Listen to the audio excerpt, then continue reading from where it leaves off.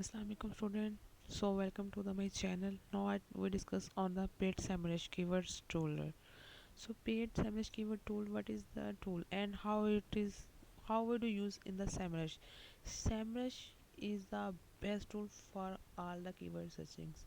We do work in the website advertising, so we use SEMrush is very helpful tool and it help you to best for searching for the best keywords. So I will share your experience that how I use the SEMrush and paid SEMrush. Free SEMrush tool is also any kind accessible, but like paid is we want to purchase it.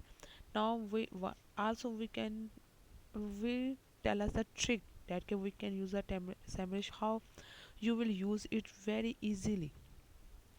So please don't waste our time. Use a SEMrush for a web searching.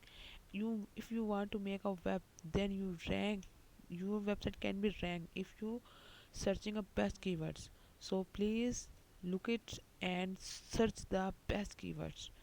So be happy and enjoy it. Jazakallah.